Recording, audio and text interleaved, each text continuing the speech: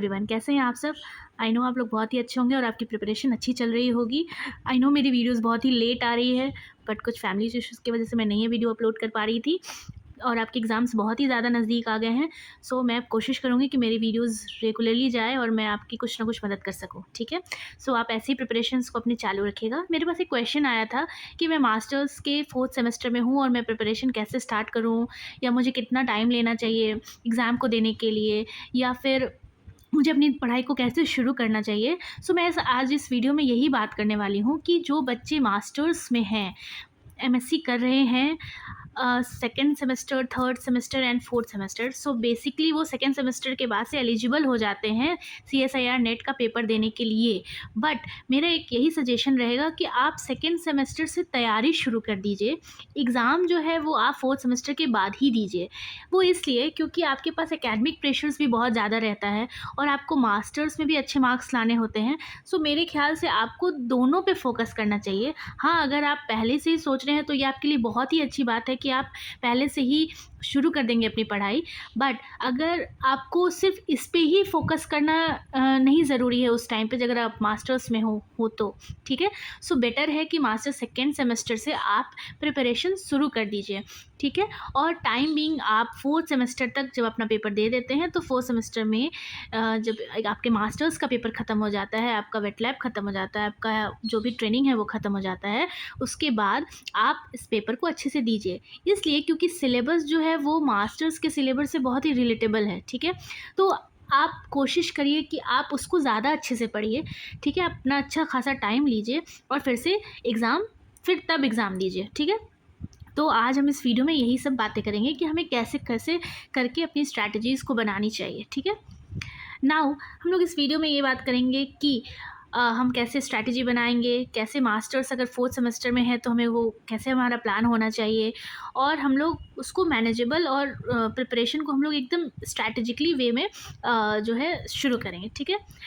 Now exam के बारे में पहले मैं तो आपको बता दूं कि NTA जो है वो एग्ज़ाम कंडक्ट कराते हैं। इससे आप junior research fellowship, JRF and lectureship होता है, ठीक है। कुछ मार्क्स का फैसला होता है जिसमें अगर आप पहला तो होता है एक लेक्चरशिप के लिए और दूसरा होता है JRF के लिए, ठीक है। सो अगर सपोज दैट कि कट ऑफ 110 जाता है तो अगर 110 JRF का है तो 100 जो है वो लेक्चरशिप के लिए होता है। लेक्चरशिप में आप सिर्फ लेक्चरशिप के लिए एलिजिबल हो जाएंगे, आप रिसर्च और अपना PhD नहीं कर सकते। येस, आप कॉलेज के प्रोफेसर के लिए आप अप्लाई करेंगे और आप सिलेक्ट हो सकते हैं अगर आप इंटरव्यू क्रैक कर लेंगे तो, बट ओनली लेक्चरशिप के लिए। बट अगर आप JRF क्वालिफाई कर लेते हैं, सपोज दैट कि अगर 110 मार्क्स कट ऑफ है JRF के लिए, अगर आप उसको क्वालिफाई कर लेते हैं तो आप JRF प्लस लेक्चरशिप दोनों ही क्वालिफाई कर लेंगे, ठीक है। आप PhD भी कर सकते हैं और लेक्चरशिप भी अपना कर सकते हैं, ठीक है। एग्ज़ाम का पैटर्न के बारे में बात करें तो 3 पार्ट में क्वेश्चंस आते हैं, part A, part B and part C। Part A जो होता है वो जनरल एप्टीट्यूड होता है जिसमें 20 क्वेश्चंस आते हैं, उसमें से 15 हम लोगों को करना होता है। पार्ट B में जो है वो 50 क्वेश्चंस आते हैं, बेसिकली कॉन्सेप्चुअल होते हैं, डायरेक्ट क्वेश्चंस होते हैं, अच्छे क्वेश्चंस आते हैं। अगर आपका कॉन्सेप्ट क्लियर है तो आप इसको अच्छे से कर सकते हैं और उसमें से सिर्फ हमें 35 ही सॉल्व करने होते हैं, ठीक है। पार्ट C में जो है वो 75 क्वेश्चंस आते हैं और ये जो है वो एनालिटिक्स बेस होते हैं। बेसिकली आपने मास्टर्स में क्या ट्रेनिंग की, क्या रिसर्च से आउटकम आएगा, और आपके एनालिटिक्स पे आपके थिंकिंग पावर, आपके IQ, ये सब को मिला जुला के ये अच्छा क्वेश्चन फ्रेम करते हैं। बेसिकली ये लेंदी क्वेश्चंस होते हैं, इसमें आपको सोचने में मजबूर कर देंगे कि हाँ हमें इसका रिजल्ट कैसे आएगा, ठीक है। सो इसमें 75 क्वेश्चंस तो आते हैं, देखने में बहुत मज़ा आता है कि चलो भाई 75 क्वेश्चंस है, 25 ही तो करना है, पर उस 25 को करने में ही हमारी बुरी हालत हो जाती है, ठीक है। टोटल मार्क्स होते हैं 200, जनरली कट ऑफ 110, 130 या 130-40 के अराउंड ही जाता है। सो एग्ज़ाम का ड्यूरेशन होता है 3 आवर्स और कंप्यूटर बेस्ड टेस्ट होता है, ठीक है। ये आपके एग्ज़ाम के बारे में था। नाउ एग्ज़ाम जो है वो साल में 2 बार होता है, एक मंथ ऑफ जून मंथ में होता है और एक होता है दिसंबर में। सो कभी कभी टाइम वेरी करता है, कभी कभी डिले भी हो जाता है। चैलेंजेस क्या है हमारे मास्टर्स स्टूडेंट के साथ, क्या है। आप सोचिए आप मास्टर्स में हैं तो आपको कॉलेज का भी पढ़ाई करना है, कॉलेज के असाइनमेंट्स करने हैं, प्रोजेक्ट्स करने हैं, और वहाँ के भी टेस्ट होते रहते हैं, सेमेस्टर पेपर्स होते रहते हैं। सो एकेडमिक प्रेशर्स तो रहता ही है, ठीक है, और बहुत सारे डेडलाइंस होते हैं। सो मास्टर्स स्टूडेंट के लिए थोड़ा चैलेंजिंग होता है लेकिन आपको एक बेनिफिट है। बेनिफिट ये है कि आप जब जब अपनी पढ़ाई कर रहे होते हो तो आप उसी पढ़ाई के फ़्लो में रहते हैं, और मेरे ख्याल से जब फ़्लो में रहो तो आपका एग्ज़ाम अच्छे से क्लियर हो जाता है और अच्छे स्कोर से क्लियर हो जाता है। सो एक बेनिफिट ये है कि हम अपनी पढ़ाई शुरू कर दें मास्टर्स में, और हमारा जो पढ़ाई है वो एक्चुअली वही है जो हम अपने एग्ज़ाम के लिए तैयारी कर रहे हैं, बस हाँ थोड़ी और मेहनत करनी होती है, ठीक है।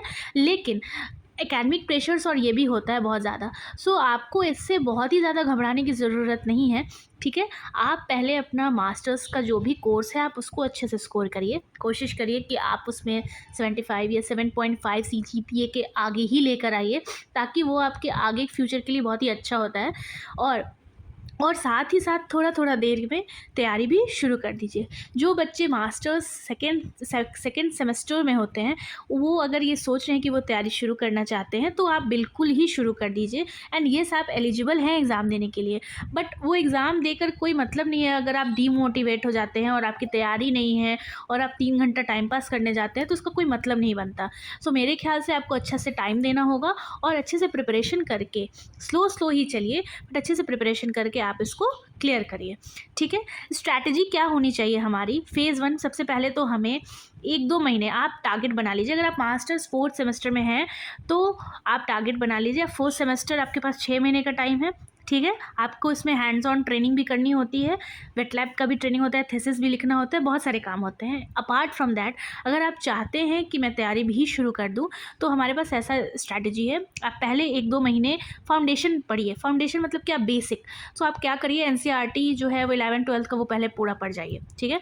और आप उसका फाउंडेशन अपना स्ट्रॉन्ग कर लीजिए। फाउंडेशन और जो भी आपने अभी तक तीनों सेमेस्टर में पढ़ा है, अगर वो सिलेबस से रिलेटेबल है जो सब्जेक्ट, आप कोशिश करिए कि उसको भी आप रिवाइज कर जाइए। आप कोशिश ये करिए मास्टर्स में होने के टाइम पे कि आप जो भी सब्जेक्ट पढ़ रहे हैं आप उसको बहुत ही अच्छे से पढ़िए, ताकि आपका प्रिपरेशन जो है वो बहुत ही स्मूथली हो पाए। आप टेंशन में ना रहे कि अरे मुझे ये भी पढ़ना है, मुझे वो भी पढ़ना है, मैंने ये नहीं पढ़ा, मैंने वो भी रिवीजन किया। आपका कॉन्सेप्ट बेसिकली क्लियर होना चाहिए, ठीक है। फेज़ 2 में हम लोग क्या करेंगे, अपने कोर को स्ट्रेंथिंग करेंगे, ठीक है। सो बेसिकली 1-2 महीने हम लोग फाउंडेशन बिल्ड करेंगे, 2-3 तीसरे-चौथे महीने में हम लोग अपने कोर को स्ट्रेंथिंग करेंगे, ठीक है। तीसरे फेज़ में हम लोग क्या करेंगे, प्रैक्टिस एंड रिवीजन करेंगे, ठीक है। तो 5th एंड 6th मंथ में हम लोग प्रैक्टिस एंड रिवीजन करेंगे। सो आप इससे 6 महीने, मेरे ख्याल से 6 महीने अगर कोई भी बच्चा अगर डट के पढ़ाई कर लेता है और उसको अच्छे से कर लेता है तो आराम से वो CSIR नेट में 110-120 मार्क्स ला सकता है, मास्टर्स का बच्चा जो ऑनगोइंग पढ़ाई कर रहा है, ठीक है। हमें ज़्यादा से ज़्यादा मॉक टेस्ट एंड टेस्ट और ये सब देते रहना है, क्योंकि टेस्ट देने से हमें पता चलता है कि एक्चुअल पिक्चर कहाँ है, हम कहाँ एग्जिस्ट कर रहे हैं, ठीक है। सो ये हमारी स्ट्रैटेजी होनी चाहिए। मंथ वाइज प्लानिंग में बता दूँ, पहले फर्स्ट एंड सेकेंड मंथ में हमें unit 1 molecular biology and cell biology and biochemistry, ये तीनों बेसिक यूनिट है एंड वेरी इंपॉर्टेंट यूनिट। इसको आप कभी भी स्किप नहीं कर सकते। अगर आप ये तीनों स्किप कर दिए तो आप समझ लीजिए कि आप बहुत सारे चैप्टर्स को रिलेट नहीं कर पाएंगे, ठीक है। थर्ड एंड फोर्थ मंथ में हमें यूनिट 5, 6, 7 एंड 10th जो कि हाई वेटेज एरिया है, बेसिकली इससे डायरेक्ट क्वेश्चंस आते हैं, सो आपको उसको फोकस करना चाहिए। 5th एंड 6th मंथ में हमें प्रैक्टिस करना चाहिए C सेक्शन का। C सेक्शन क्या है? जो कि हमारे बेसिकली एनालिटिक्स है, जो हमारे एनालिसिस को हमने क्या पढ़ा है, उसका क्या आउटकम निकलेगा, वो सब से रिलेटेड। क्योंकि देखिए ये एग्ज़ाम ही है फॉर PhD। GRF रिसर्च के लिए अभी तक यही था कि 5-6 मंथ में हमें प्रैक्टिस करना है सेक्शन C का, जो कि एनालिटिक्स है। क्योंकि जब आपका ये सब बेसिक कोर जो है वो कॉन्सेप्ट क्लियर हो जाएगा तो आप इजीली जो है वो प्रैक्टिस कर सकते हैं C सेक्शन का, ठीक है। कोशिश करिएगा कि आप हफ्ते में एक मॉक टेस्ट लगाएं, एक PYQ लगाएं, आपके पास बहुत सारे PYQs मिल जाएंगे, सो उनको सॉल्व करते हुए ही चलना है, ठीक है। लास्ट मंथ में हमें फुल सिलेबस का रिविजन करना है और 10 से 12 टेस्ट सीरीज़ अगर आप कोई ज्वाइन कर सकते हैं तो बेशक ज्वाइन कर लीजिए, आपको ईजिली आसान पड़ेगा आपको, ठीक है। सेक्शन वाइज स्ट्रैटेजी हमारे क्या होना चाहिए?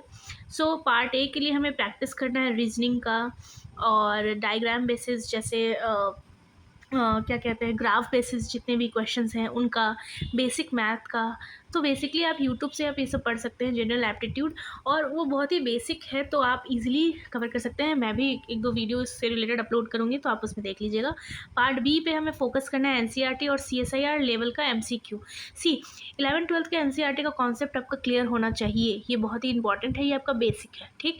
और सीएसआईआर लेवल जब आप चैप्टर पढ़ रहे होंगे तो उससे डायरेक्ट क्वेश्चंस आते हैं सेक्शन बी में, सो आप उनको फोकस करना पड़ेगा, ठीक है।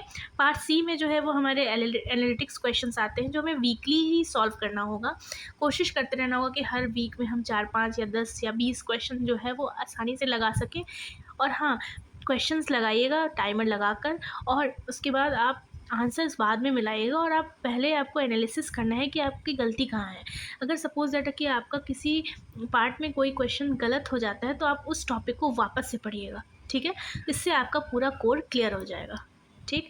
नाउ रिसोर्सेज क्या होना चाहिए, पाथफाइंडर बुक आप यूज़ कर सकते हैं, आईएफएस कोचिंग्स है वो यूज़ कर सकते हैं, एनसीईआरटी पढ़ना है, लेनिंजर और एल्बर्ट, ये सब अच्छी बुक्स हैं जो पढ़ना है। मेरे इसके प्रीवियस वीडियोस में भी मैंने सेक्शन सब्जेक्ट वाइज बहुत ही अच्छी अच्छी बुक्स डिस्क्राइब किया है, सो आप उससे भी देख सकते हैं। यूट्यूब में शोमूज भी बायोलॉजी, मेरे ख्याल से आईएफएस ज़्यादा बेटर है, या पीडब्ल्यू, आप ये सब ज्वाइन कर सकते हैं। बाकी मैं भी धीरे धीरे अपलोड करने का कोशिश करूँगी, ठीक है। और स्टडी टिप्स क्या हो सकता है, आप कोशिश करिए कि आप शॉर्ट नोट्स बनाइए। बेसिकली आप जो है वो छोटे छोटे की पॉइंट्स में जो है वो नोट्स तैयार करिए, ताकि आप टॉपिक पढ़ें और उसका की पॉइंट देख लें तो आपके दिमाग में वो क्लियर हो जाना चाहिए, ठीक है। वीकली सेल्फ असेसमेंट करना है आपको। टेलीग्राम जो का ग्रुप ज्वाइन कर लीजिए, बहुत सारे ग्रुप्स हैं उन पे जो है वो अपडेट्स आते रहते हैं, और आपको रिवीजन करते रहना है, ठीक। फाइनल टिप यही है आपके लिए कि stay consistent even with this semester pressure. आपको कंसिस्टेंट रहना ही होगा, ठीक है। सेमेस्टर प्रेशर तो रहता है, आई नो, मैंने भी मास्टर्स दिया तो मुझे समझ में आता है। And don't wait till the semester end to begin. Combine the college topics with CSIR units smartly. Yes, आप ये एकदम इंपॉर्टेंट है, ये आप एकदम अच्छे से कर सकते हैं, और आप इस तरह से अपनी तैयारी शुरू कर सकते हैं। छोटे छोटे स्टेप्स लीजिए, बट यस आप अच्छा कर सकते हैं। और अगर आप मास्टर्स में हैं, 4th सेमेस्टर में हो या 2nd सेमेस्टर में हो, आपके लिए बहुत ही अच्छा टाइम है, और आप बहुत ही ज़्यादा कैपेबल हैं आप ये सब कंप्लीट करने के लिए। सो आप अच्छे से पढ़िए और अच्छे से करिए। अगर फर्दर कोई क्वेश्चन हो तो प्लीज़ आप मेरे चैनल पे कमेंट कीजिए, मैं उसके रिलेटेड हेल्प करने की कोशिश करूँगी। और आप प्लीज़ मेरे चैनल को सब्सक्राइब कीजिए, लाइक कीजिए, शेयर कीजिए। Thank you everyone.